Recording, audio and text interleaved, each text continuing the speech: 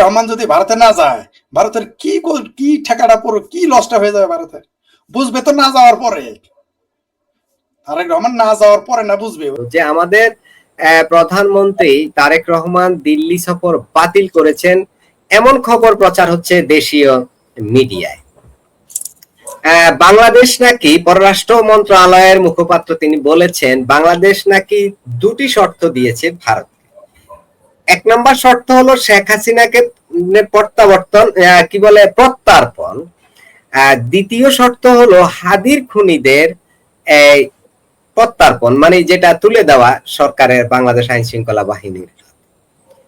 এখন আমার প্রশ্ন হলো, এই যে প্রধানমন্ত্রী সফর বাতিলের কথাটা যখন আসলো, তখন আমার মনে প্রশ্ন জাগছে যে ভারত কি আমাদের বাংলাদেশের এই শর্তগুলোকে ইগনোর করলো? ফরিদ ভাই, আপনার মতো করে এইটা একটু জানতে চাই।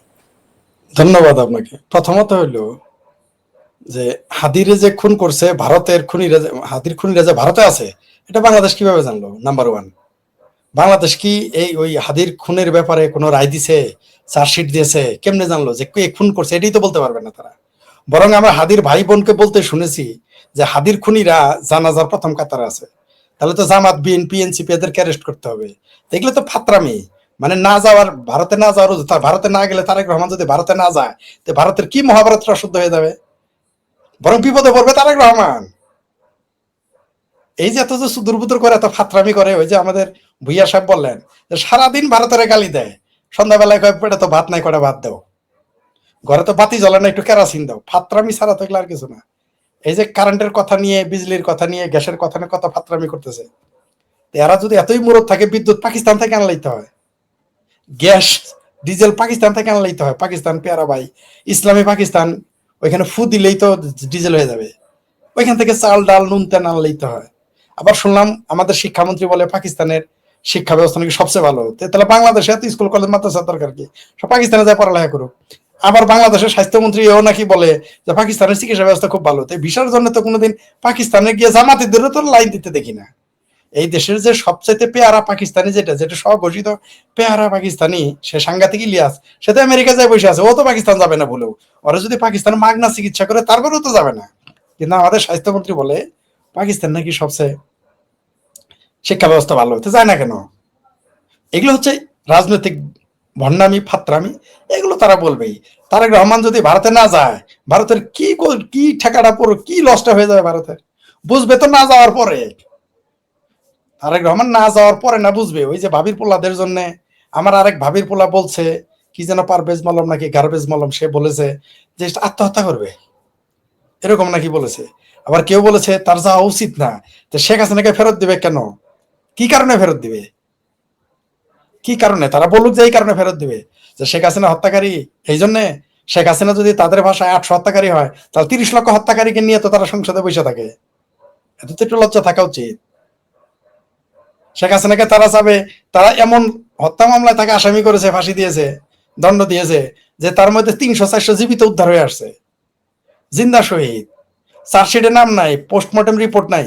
এই আধুনিক যুগে পোস্টমর্টেম রিপোর্ট ছাড়া কোনো হত্যা মামলা আপনি দায়ের করতে পারবেন? রায় দেওয়া তো মক্কা বহুদূর, রায় দেওয়া তো বহুত দূর। মনে করেন আমার নামে আপনি মামলা করলেন যে শেখ ফরিদ XYZ কে মেরে ফেলেছে, তাকে রায়ও দিলেন ফাঁসির। যদি আমার উকিল বলে ভাই পোস্টমর্টেম রিপোর্টটা দেন, যদি বলবেন নাই, ওই মামলা আদালতে টিকবে, এটা তো লোয়ার কোর্টে বাতিল হয়ে যাবে, সুপ্রিম কোর্ট, হাইকোর্ট লাগবে না। তো এটা তো শেখ হাসিনার নামে, জননেত্রী শেখ হাসিনা বা যাদের এই জুলাই সন্ত্রাসীদের হত্যার নামে যে মামলা, এর মধ্যে তো অর্ধেক আওয়ামী লীগ আছে। এর মধ্যে খোদ জুলাই সন্ত্রাসীরা নিজেদেরই মেরে ফেলেছে। যাত্রা বাড়িতে একটা দর্শককে জুলাই সন্ত্রাসীদের পিটিয়ে মেরে ফেলেছে, সেটাও জুলাই শহীদ। গাজী টায়ার ওইখানে গিয়ে লুট করতে গিয়ে পুইরা মারা গেছে, সেটাও শহীদ। আওয়ামী লীগের লোককে মেরে ফেলেছে, ছাত্রলীগের মেরে ফেলেছে, তাদেরকে জুলাই শহীদ বানিয়েছে। আবার আরেক জুলাই শহীদ তো সৌদি আরব গিয়ে ঘুরতেছে। আরেক জুলাই শহীদ দেখলাম বাংলা ভিশন টিভিতে এসে পডকাস্টে সাক্ষাৎকার দেয়। তো এগুলো মামলা দিয়ে শেখ হাসিনাকে আপনি কিভাবে ফাঁসি দিবেন? এই মামলার কোনো বৈধতা আছে?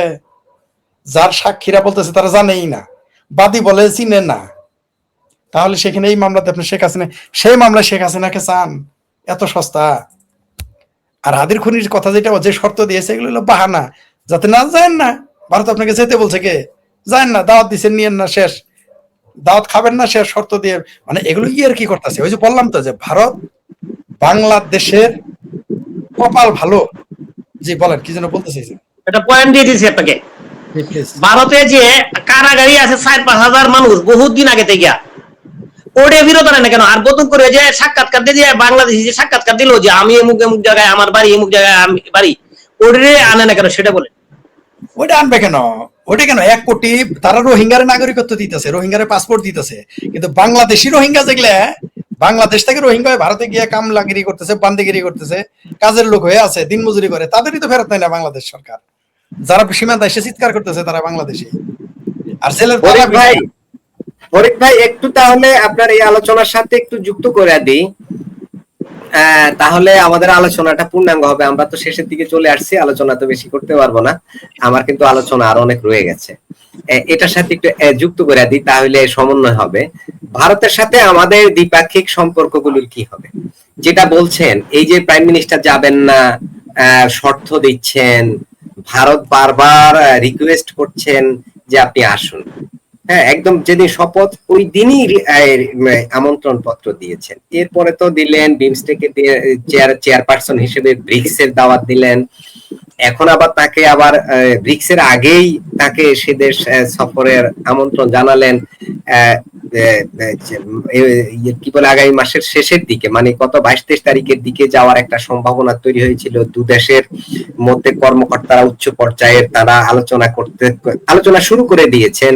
সিকিউরিটির ব্যাপার আছে সেখানে, সেখানে এইসব বিষয় নিয়ে তো কথা হচ্ছে, বা কি কি বিষয় নিয়ে আলোচনা হবে কথা হচ্ছে। এখন যদি প্রাইম মিনিস্টার সেখানে না যান, আমাদের তো মূলত যত সমস্যা, আমাদের সব সমস্যা হলো মূলত ভারতের সাথে। আর ভারতের যত সমস্যা তার একটা অংশ আমাদের সাথে, নেপালের সাথে, চীনের সাথে, যাদের সাথে বর্ডার আছে তাদের সাথেই তো, প্রতিবেশীর সাথেই তো মানুষের সমস্যাটা একটু বেশি থাকে স্বাভাবিকভাবে।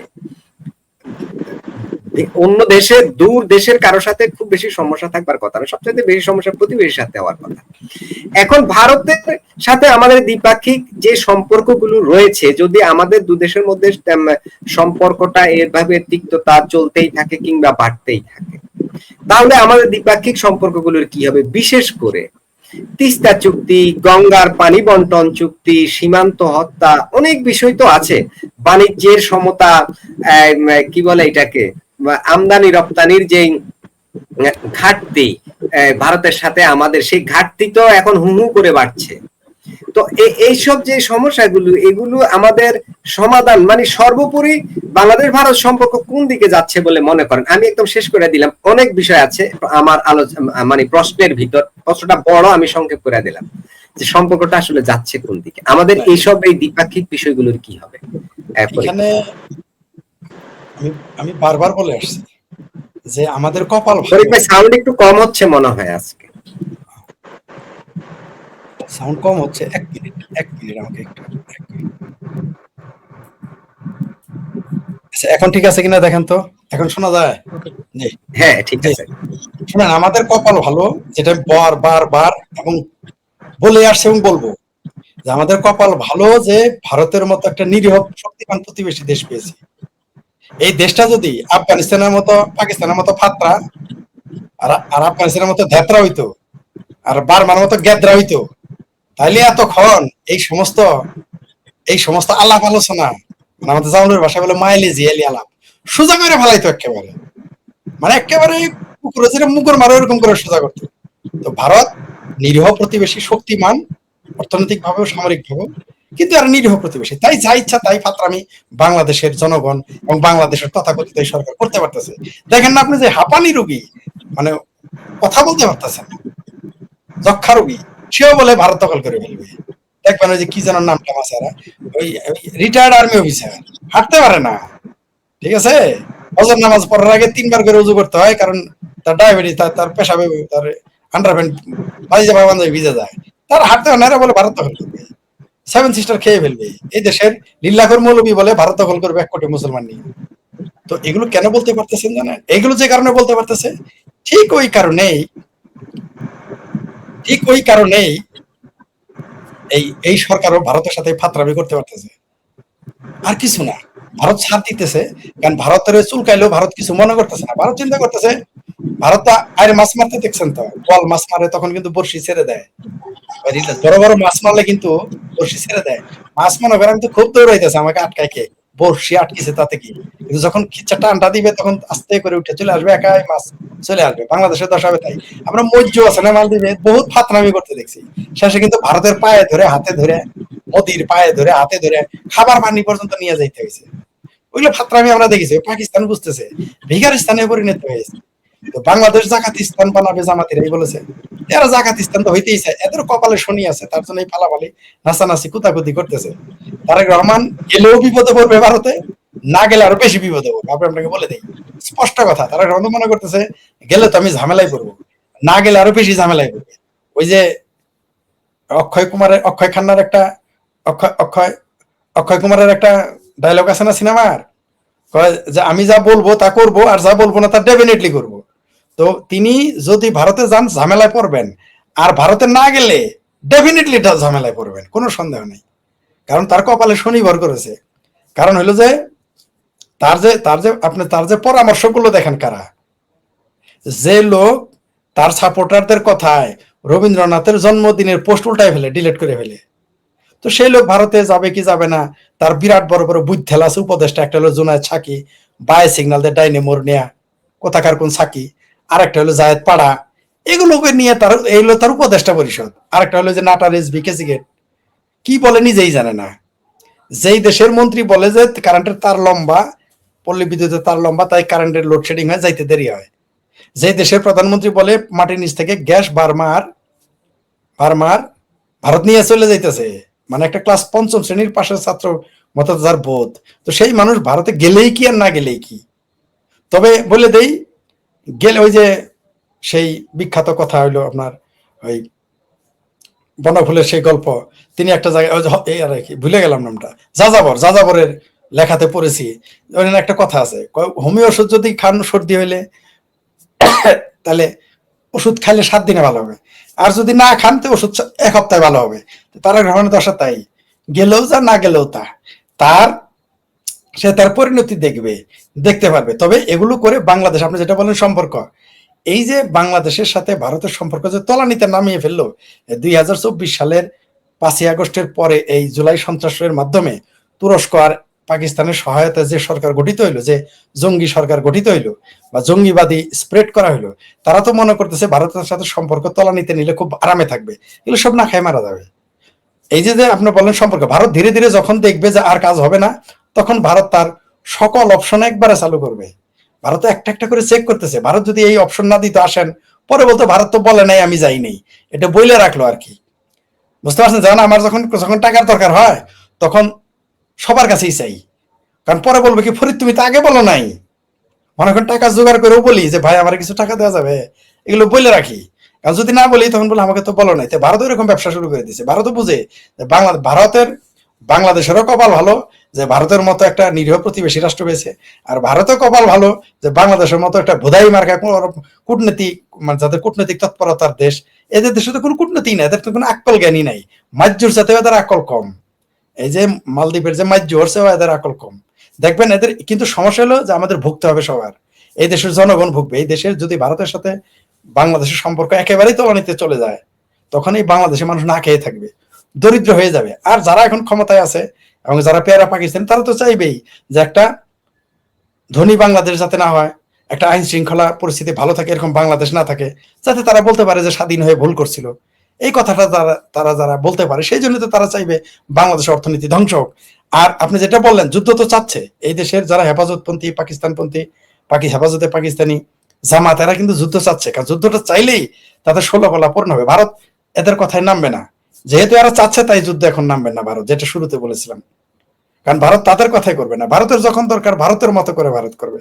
এরা চাচ্ছে একটা যুদ্ধ হলেই তারা তখন বলতে হবে এই যে দেখো আমাদের আক্রমণ করছে, তখন পাকিস্তান আসতে পারবে, তুরস্ক আসতে পারবে, ভারত এই সুযোগ দিবে না। ভারতের সাথে আমাদের সম্পর্ক যখন শীতল হয়ে যাবে, সীমান্তের সম্পর্ক খারাপ হবে, আমাদের কূটনৈতিক সম্পর্ক ফাইনালি খারাপ হয়ে যাবে, তখন এই দেশের মানুষ না খেয়ে মারা শুরু করবে, দুর্ভিক্ষে মারা যাবে, আপনি ঠেকায় রাখতে পারবেন না। তো আমার মনে হয় আমরা ভেবেছিলাম একটি তথাকথিত নির্বাচনও যদি হয় আমাদের দেশটা যুদ্ধ ও দুর্ভিক্ষ থেকে বেঁচে যাবে, গৃহযুদ্ধ থেকে বেঁচে যাবে, কিন্তু আমার তা মনে হচ্ছে না। মানে এই সরকার, এই মুসলেকা সরকার, জামাত, বিএনপি, এই সম্মিলিত, এটা তো কোনো বিরোধী দল নাই। পৃথিবীর একমাত্র দেশ বাংলাদেশ যেখানে কোনো বিরোধী দল নাই, এখানে আছে সরকারি দল এবং সরকারি বিরোধী দল, সব মিলকে জুলকে তারাই, তারা জেনে শুনে বাংলাদেশটাকে একটা দুর্ভিক্ষের দিকে নিয়ে যাচ্ছে, গৃহযুদ্ধের দিকে নিয়ে যাচ্ছে, অর্থনৈতিকভাবে ধ্বংস হওয়ার দিকে নিজেরাই ডুবে যাচ্ছে। এখানে কিছু করার নাই।